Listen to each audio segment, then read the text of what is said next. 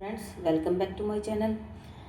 हमने पिछले वीडियो में राष्ट्रीय आंदोलन के प्रमुख नेता कंप्लीट कर लिए थे। अब हम पढ़ने वाले हैं 1857 का स्वतंत्रता संग्राम, RPSC first grade first paper of history.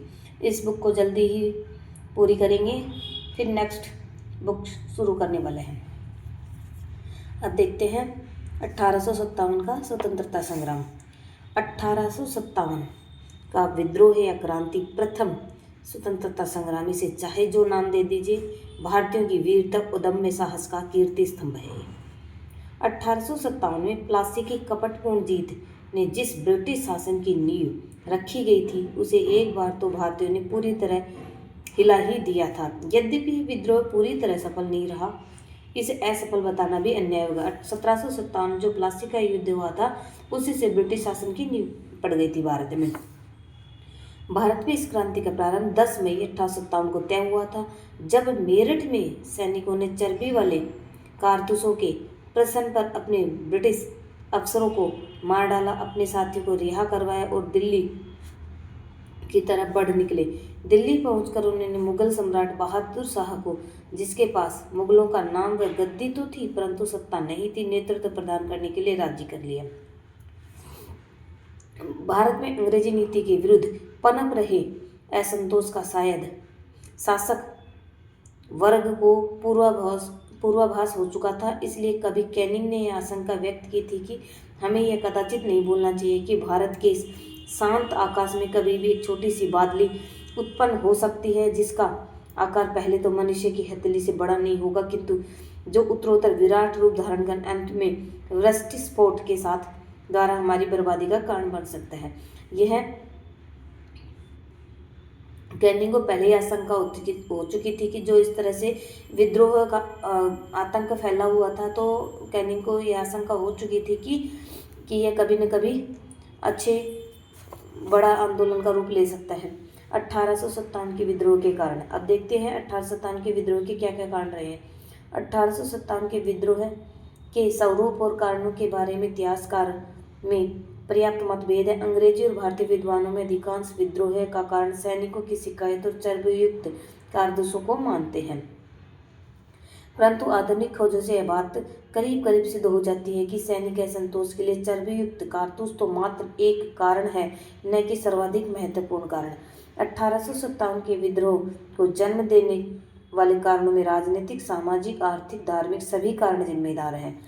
राजनीतिक कारणों में डलहौजी की व्यक्तिगत नीति, अर्थात कोई शासक बिना पुत्र के मृत्यु को प्राप्त होता है तो उसका राज्य अंग्रेज हड़प लेते थे। व्यक्तिगत नीति क्या थी कि निसंतान मरने पर, शासक की निसंतान मृत्यु होने पर उसका राज्य अंग्रेजी ब्रिटिश शासन के अधीन हो जाता था। और वेलेजली की सहायक संधि विद्रोह का जन्म देने वाले महत्वपूर्ण भूमिका रही। एक तो डलहौजी की व्यक्तिगत नीति और वेलेजली की सहायक संधि, यह विद्रोह को जन्म देने में महत्वपूर्ण भूमिका रही। अब देखते हैं वेलेजली की सहायक संधि। वेलेजली की सहायक संधि सब्सिडियरी अलायंस के अंतर्गत देशी राज्यों को स्वयं के खर्चे पर एक ब्रिटिश सेना एवं दरबार में ब्रिटिश रेजिमेंट रखना था, और उस राज्य की विदेश नीति ब्रिटिश सरकार के अधीन हो जाती थी तथा बदले में ब्रिटिश सरकार उस राज्य की सुरक्षा की गारंटी देते। वेलेजली की सहायक संधि क्या थी कि देशी राज्यों को स्वयं की एक ब्रिटिश सेना दरबार में रखनी होती थी और उसका खर्चा राज्य वहन करता था, और वह राज्य ब्रिटिश शासन के अधीन हो जाता था, और जब उसके बदले में उनको क्या मिलता था, ब्रिटिश सरकार से सुरक्षा की गारंटी देते थे। सहायक संधि को सर्वप्रथम 1798 ईस्वी में हैदराबाद शासक निजाम अली, फिर ये देखते हैं इनका क्रम देखते हैं। 1798 तक हैदराबाद राज्य ने, इनका शासक कौन था, हैदराबाद का निजाम अली ने। फिर क्रमश 1799 में मैसूर के शासक करशन राय ने, और 1799 में ईस्वी में तंजौर का शासक सरफरोजी द्वितीय, और 1801 ईस्वी में अवध का शासक सआदत अली, और 1802 में पेशवा के शासक बाजीराव द्वितीय, 1803 में ईस्वी में भोसले शासक रघुजी भोसले, और 1803 में सिंधिया शासक दौलत राव सिंधिया ने स्वीकार किया था। इन सहायक संधि को सबसे पहले तो 1798 में हैदराबाद के शासक निजाम अली ने, 99 में कृष्ण मैसूर और कृष्ण राय ने, और 1799 में तंजौर के शासक ने सरफरोजी द्वितीय ने, 1801 ईस्वी में अवध के शासक थे सआदत अली, और 1802 में पेशवा शासक थे बाजीराव ने, फिर 1803 में भोसले शासक रघुजी भोसले और 1803 में सिंधिया के शासक दौलतराव सिंधिया ने इन सदी को स्वीकार किया था। और डलहौजी ने अपने व्यक्तिगत नीति के द्वारा राज्यों को ब्रिटिश साम्राज्य में विलय कर दिया था। व्यक्तिगत नीति के दिन किन किन राज्यों को हड़पा गया, अपने अधीन करा गया। पहले तो 1848 ईस्वी में सतारा को, जैतपुर और संबलपुर को 1849 ईस्वी में, बघाट को 1850 में, उदयपुर को 1852 ईस्वी में, झांसी को 1854 में, नागपुर को 1854 में। इन सभी राज्यों को व्यक्तिगत नीति के तहत हड़प लिया गया था। साथ ही अवध के नवाब को कुशासन का आरोप लगाकर गद्दी से उतार दिया और अवध के शासक को कुशासन का आरोप लगाकर 1856 में गद्दी से उतार दिया। भूतपूर्व पेशवा की पेंशन जब्त कर ली गई। यह सब कारण व्यापक असंतोष फैलाने के लिए ही पर्याप्त थे। लॉर्ड डलहौजी ने 1851 में ही अवध के बारे में घोषणा कर दी थी कि यह गिलास फल चेरी एक दिन हमारे ही मुंह में आके गिरेगा। नवाब वाजिद अली शाह को निर्वासित कर कलकत्ता के मटिया बुर्ज यानी गार्डन रीच भेज दिया था। नवाब वाजिद अली शाह को निर्वासित कर दिया और कहाँ भेज दिया गया था? कलकत्ता भेज दिया गया था। इस घटना के समय एक अंग्रेज प्रेक्षक ने अवध के बारे में लिखा कि ऐसा लग रहा है जैसे देह से जान जा चुकी है। और अवध के विलय ने बंगाल आर्मी में व्यापक असंतोष पैदा किया, क्योंकि अवध को बंगाल की आर्मी की पौधशाला कहा जाए। बंगाल आर्मी की पौधशाला थी, वहाँ सबसे ज़्यादा आर्मी बंगाल आर्मी के सैनिक आर्मी में सैनिक भर्ती होते थे बंगाल से, इसलिए इनको पौधशाला कहा गया है। और डलहौजी के द्वारा राजस्थान की करौली रियासत को स्वाभाविक वारिस न होने पर भी अंग्रेजी साम्राज्य में मिलाए जाने के निर्णय को कोर्ट ऑफ डायरेक्टर्स ने कहकर स्वीकार कर दिया कि करौली संरक्षित मित्र था, न कि आश्रित राज्य। और डलहौजी के द्वारा राजस्थान के करौली रियासत थे ना, उनके स्वाभाविक वारिस न होने पर भी अंग्रेजी शासन में मिलाए जाने के निर्णय को कोर्ट ने यह कहकर अस्वीकार कर दिया कि करौली संरक्षित मित्र था, न कि आश्रित राज्य। इसी प्रकार उदयपुर और बघाट के विलय के संबंध में लिए गए डलहौजी के निर्णय को लॉर्ड कैनिंग ने उलट दिया।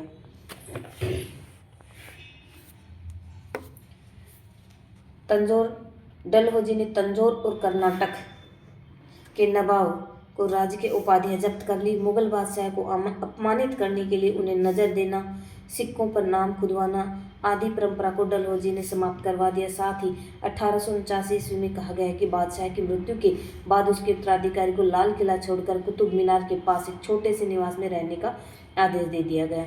और 1852 ईस्वी में पेशवा बाजीरादित्य की मृत्यु के बाद लॉर्ड डलहौजी ने उसके दत्तक पुत्र नाना साहब, जिसको कि दुदुपंत के नाम से जाना जाता था, उत्तराधिकार से वंचित कर दिया और करते हुए पेशवा से मिलने वाले 8 लाख रुपए की वार्षिक पेंशन भी बंद कर दी गई।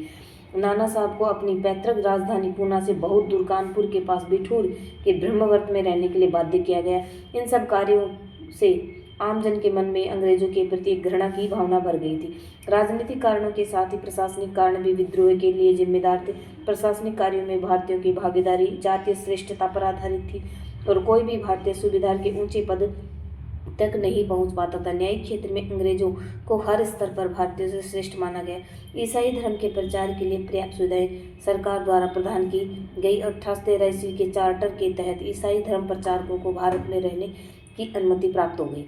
1850 के धार्मिक निर्योग्यता अधिनियम 21 के द्वारा ईसाई धर्म ग्रहण करने वाले लोगों को भी अपनी पैतृक संपत्ति का हकदार माना गया। साथ ही उन्हें नौकरियों में पदोन्नति, शिक्षण संस्थाओं में प्रवेश की सुविधा प्रदान की गई। और अंग्रेजों की यह नीति भारतीयों को अंततः विद्रोह के लिए मानसिक रूप से तैयार कर दिया। अंग्रेजों ने एक ये रूल निकाला था, यह अधिनियम 1850 के धार्मिक निर्योग्यता अधिनियम, जिसके द्वारा ईसाई धर्म ग्रहण कर लेने पर उन लोगों को ऊंचे ऊंचे पद दिए गए और पैतृक संपत्ति का हकदार भी माना गया। तो ये भारतीय में असंतोष पैदा कर रही थी, ये भी कारण था। और आर्थिक कारण भी 1857 के विद्रोह के लिए जिम्मेदार थे। भारत में अंग्रेजी साम्राज्य का सबसे बड़ा अभिशाप था देश का आर्थिक शोषण। प्लासी के युद्ध के बाद निरंतर भारत का शोषण होता रहा और जो शायद जन असंतोष का सबसे महत्वपूर्ण कारण था।